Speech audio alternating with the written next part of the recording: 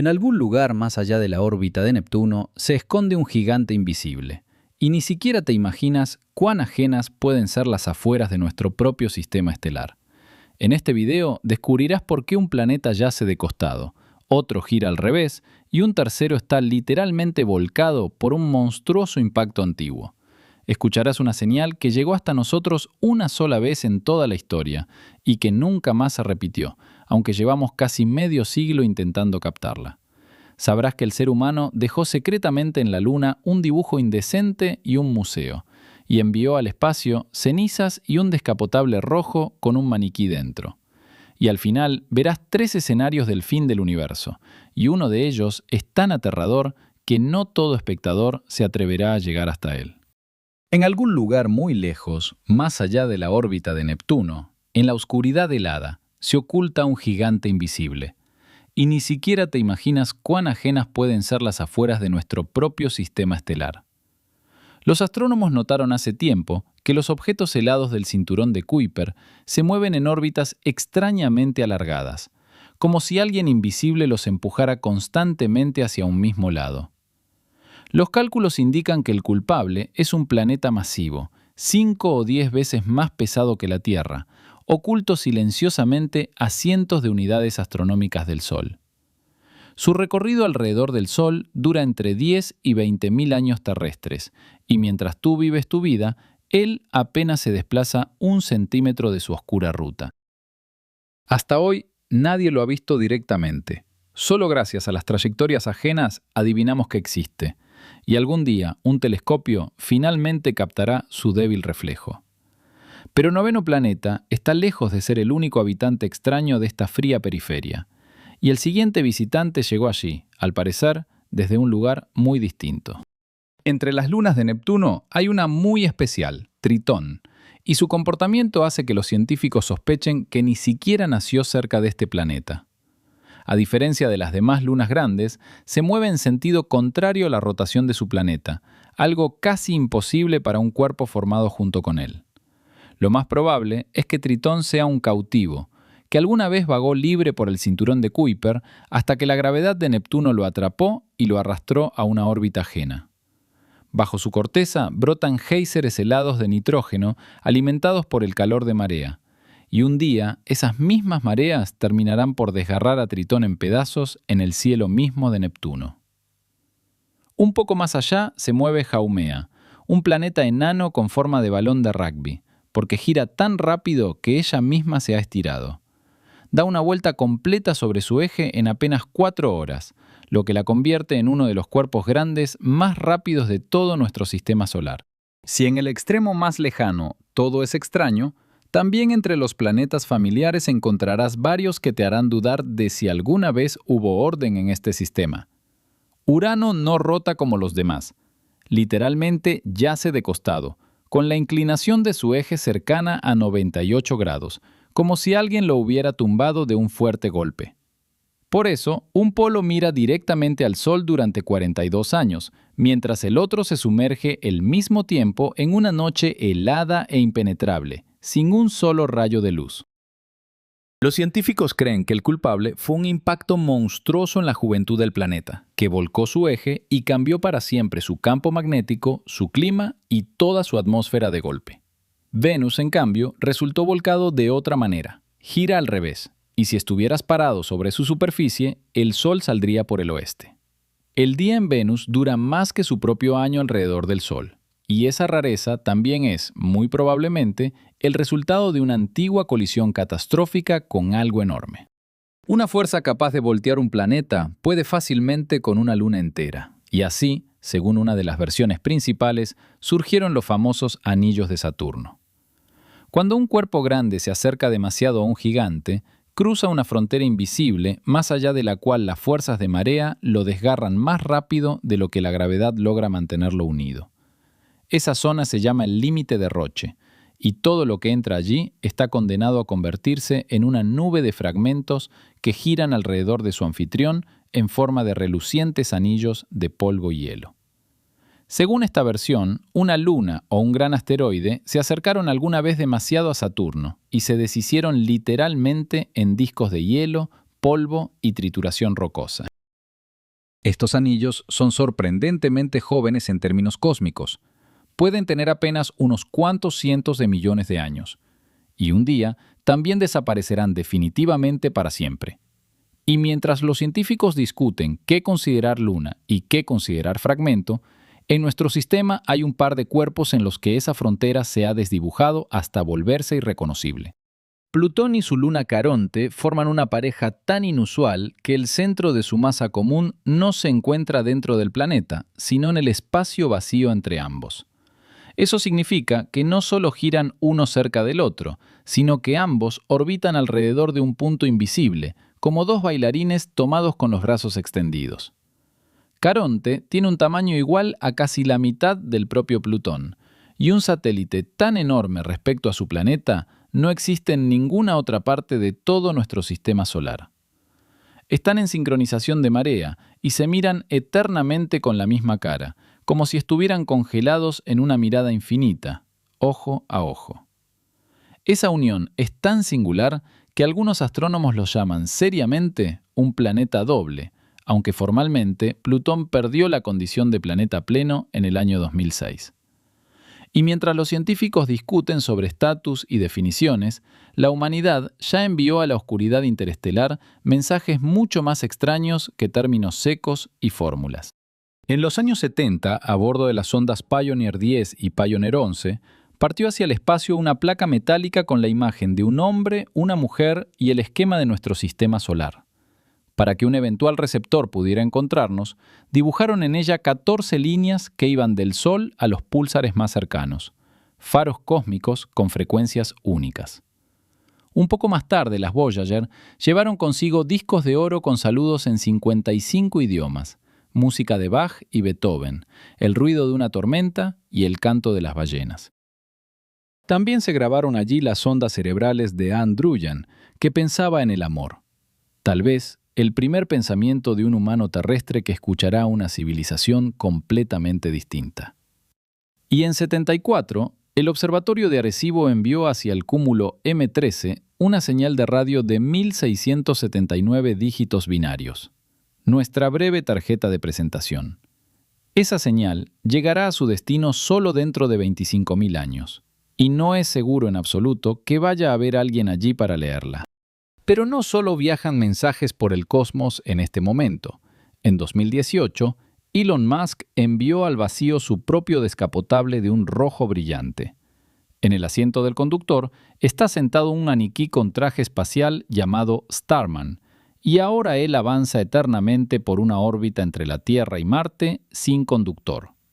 La radiación y los micrometeoritos van borrando poco a poco ese auto, convirtiéndolo en un monumento oxidado de la ambición humana que flota durante millones de años en su círculo solar infinito. Aún más extraño, por el espacio ya viaja la ceniza del creador de Star Trek, Gene Roddenberry, enviada allí por el Servicio Especial de Funerales Espaciales Celestis en los 90. Una parte de su cápsula abandonó al sistema solar, convirtiéndose en una de las primeras huellas humanas que se adentran para siempre en el frío vacío interestelar más allá de los planetas. Y mientras el descapotable y las cenizas vuelan lejos, las huellas más extrañas del ser humano están escondidas mucho más cerca, literalmente sobre tu cabeza cada noche despejada. En la Luna, en el polvo del océano de las tormentas, todavía yacen dos pelotas blancas. Es Alan Shepard, que en el 71 llevó allí en secreto un palo de golf. La gravedad allí es 6 veces más débil, y su golpe envió la pelota a 183 metros. En ningún lugar de la Tierra él habría podido repetir semejante swing. Un poco antes, en 69, en el módulo lunar del Apolo 12, quedó un diminuto disco cerámico en el que se grabaron en secreto obras de 6 famosos artistas contemporáneos. Entre ellos figura Andy Warhol, y formalmente su Museo Lunar es hoy la exposición artística más alejada de la Tierra en toda la historia de la cultura humana. Algunos rumores cuentan que en la placa Warhol escondió un pequeño dibujo gracioso, y ese añadido se hizo sin el conocimiento ni el consentimiento de la propia NASA. Y mientras en la Luna descansa esa colección extraña, en el planeta vecino, por el contrario, durante siglos nos atormentan enigmas de naturaleza y escala muy distintas. En el 76, la sonda orbital Viking 1 fotografió en la región de Sidonia una colina en la que parecían verse ojos, nariz y unos labios humanos apretados. Aquel rostro se convirtió en el ícono principal del enigma marciano, y muchos creyeron en serio haber encontrado las ruinas de una civilización antigua, dejadas como advertencia o saludo. Pero las imágenes de alta resolución de los 90 destruyeron el mito. Resultó ser una mesa plana común, y el rostro lo formaban las sombras y la baja resolución de la vieja cámara. Es un ejemplo clásico de pareidolia, la tendencia de nuestro cerebro a ver rostros familiares donde no los hay, en las nubes, las rocas y el polvo rojizo de Marte. Más tarde, el rover Curiosity fotografió en la superficie una piedra con forma de cuchara, que volvió a alborotar a los conspiranoicos, aunque solo era el largo trabajo del viento y la erosión. En Marte, por ahora, solo encontramos ilusiones de vida ajena, pero la vida real quizás se esconda mucho más lejos, bajo la gruesa corteza de un satélite distante. Europa es una luna de Júpiter, y bajo su tersa corteza de hielo, según todos los cálculos, chapotea un enorme océano salado de agua líquida con decenas de kilómetros de profundidad. Ese océano se calienta gracias a la fricción de marea que genera la gravedad de Júpiter, y posiblemente está en contacto con un fondo rocoso, donde podrían operar fuentes hidrotermales. En la Tierra, fuentes parecidas en las negras profundidades hierven de vida que no necesita luz solar, y exactamente esas mismas condiciones podrían existir teóricamente en Europa. En su superficie se ven extrañas franjas de color rosado-marrón a lo largo de las grietas, rastros de sal y materia orgánica subidas desde el océano y tostadas por la potente radiación de Júpiter. Esto convierte a Europa en el lugar más prometedor del sistema solar para buscar vida extraterrestre, y la misión Europa Clipper ya se dirige hacia allí para asomarse más a fondo bajo el hielo. Quizás justo ahora, bajo su hielo, naden organismos diminutos, y un día una sonda regresará con una respuesta para la que la humanidad no está en absoluto preparada.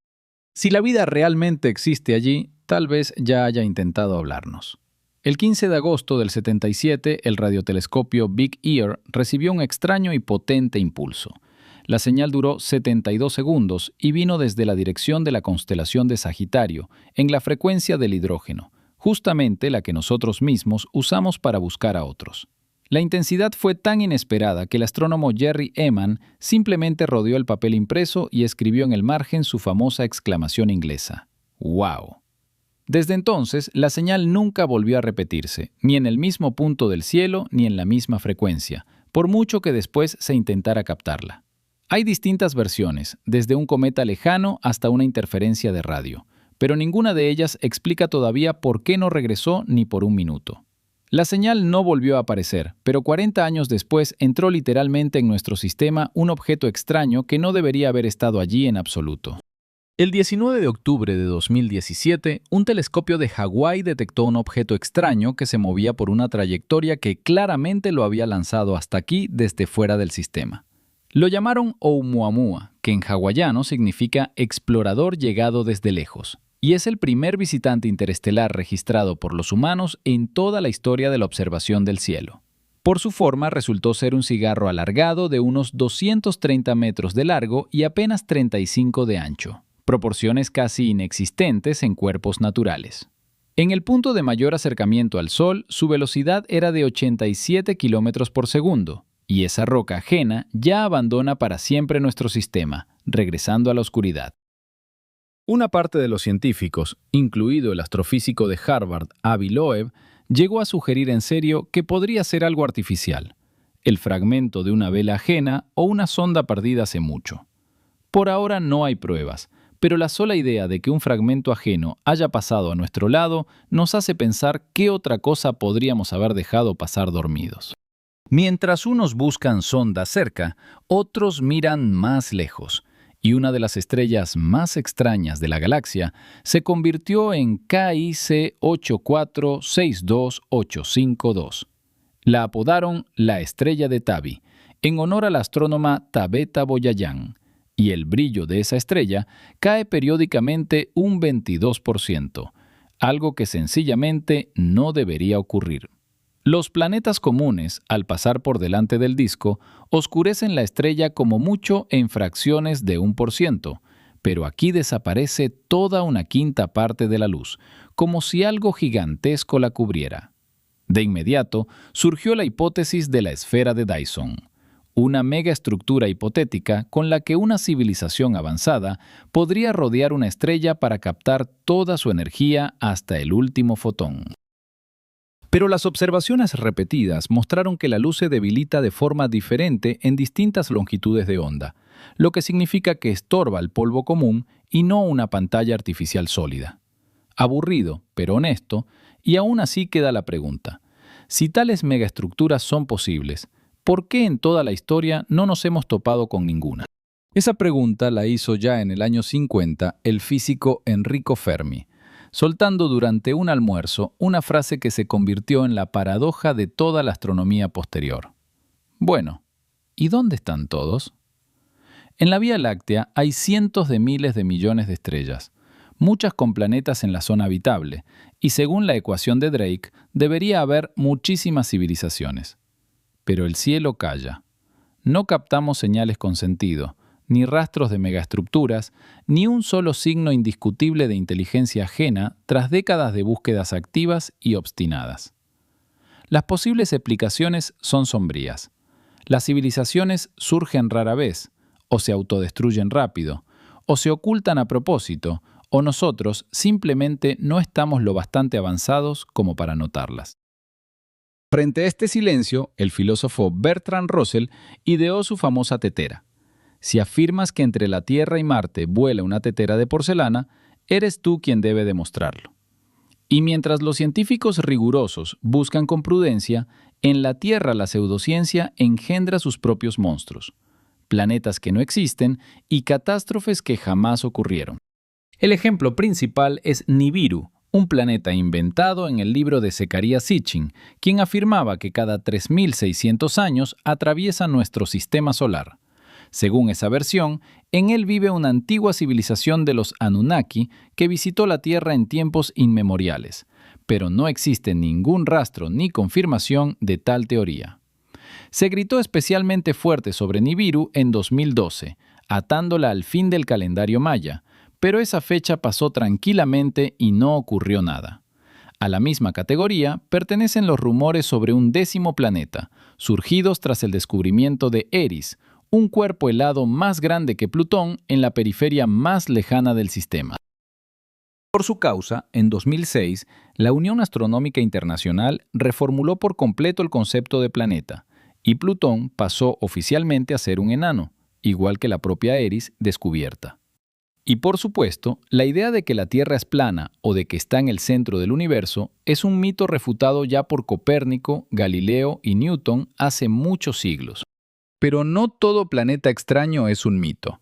Uno de ellos quizás se acerca realmente a nosotros cada 26 millones de años y siembra el caos en el sistema.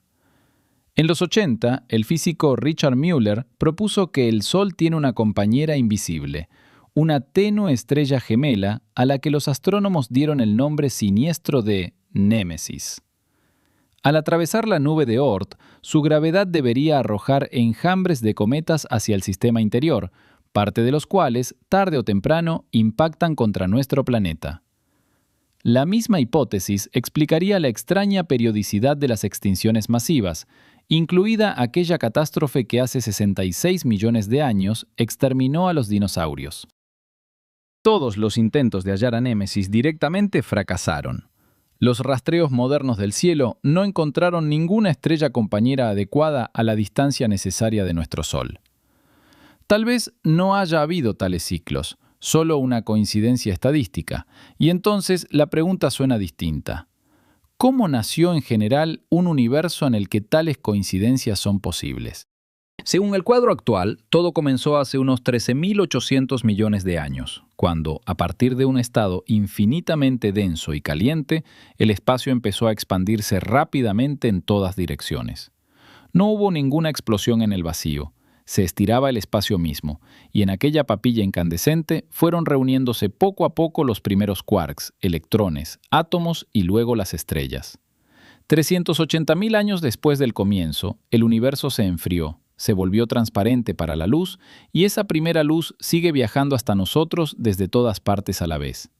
Se la llama radiación cósmica de fondo, y en 65 la captaron por casualidad Penzias y Wilson, sin entender al principio que estaban escuchando literalmente el eco del nacimiento del mundo. El satélite COBE en los 90 y luego WMAP en los 2000 levantaron el mapa de esa radiación y mostraron que el universo está compuesto en un 68% por energía oscura.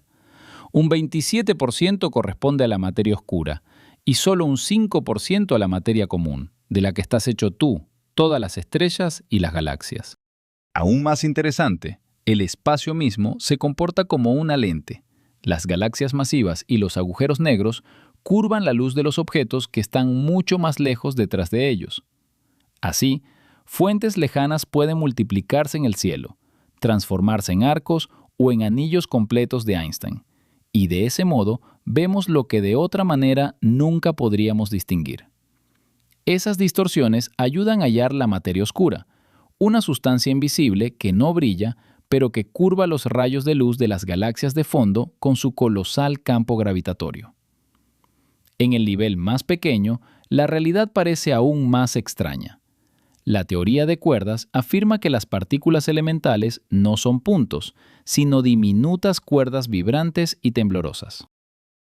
Su tamaño es de aproximadamente 10 elevado a menos 35 metros, y del carácter de sus vibraciones depende qué será exactamente la partícula, un electrón, un quark o un fotón. Para que las matemáticas de la teoría cuadren, se necesitan no 3, sino 10 u 11 dimensiones, y la mayoría están enrolladas tan apretadas que para nosotros son simplemente inaccesibles. Si hay más dimensiones de las que vemos, también puede haber muchísimos más universos que uno solo, y nuestro propio cosmos vacío en realidad no está nada vacío. El vacío hierve de partículas virtuales que nacen y desaparecen más rápido de lo que se las puede atrapar, y esa energía, en principio, alguna vez pudo haber puesto en marcha todo nuestro universo. Stephen Hawking y James Hartle propusieron que el tiempo no tiene en absoluto un punto inicial claro. El Big Bang pudo haber sido el resultado de un tunelamiento cuántico directamente desde la nada. En las ecuaciones de Einstein también son admisibles los agujeros blancos, opuestos completos de los negros, que arrojan materia hacia afuera como fuentes que vomitan el reverso del propio espacio-tiempo. Es posible que a través de agujeros de gusano estén conectados con los agujeros negros y que lo que cae en uno salga en otro punto del universo, pero por ahora no hay pruebas directas. Y además, cada fluctuación de ese tipo es teóricamente capaz de engendrar un universo de bolsillo aparte, con sus propias constantes, y en uno de ellos, por pura casualidad, apareciste tú. Por asombroso que sea tu universo, igualmente tendrá un final, y los científicos discuten muy en serio 3 posibles variantes de su lejano futuro. La primera es el gran colapso. Si la gravedad alcanza, la expansión un día se detendrá, y todo comenzará a contraerse de regreso a un único punto inicial increíblemente caliente y denso. Pero las observaciones de fines de los 90 mostraron que el universo se expande aceleradamente. Eso significa que vence la energía oscura, y el escenario del colapso se vuelve cada año menos probable. El segundo escenario es la muerte térmica. La materia se separa infinitamente. Las estrellas se apagan, los agujeros negros se evaporan lentamente por la radiación de Hawking, y por todas partes queda un silencio frío y oscuro. El tercero es el gran rebote. Tal vez el universo es cíclico y tras la contracción sigue una nueva explosión, y nuestro mundo es solo uno en una serie incontable de mundos parecidos. Cualquiera de los destinos que elijas, en cualquiera de ellos el círculo tarde o temprano se cierra, y el vacío vuelve a ser ese mismo punto desde el que todo empezó.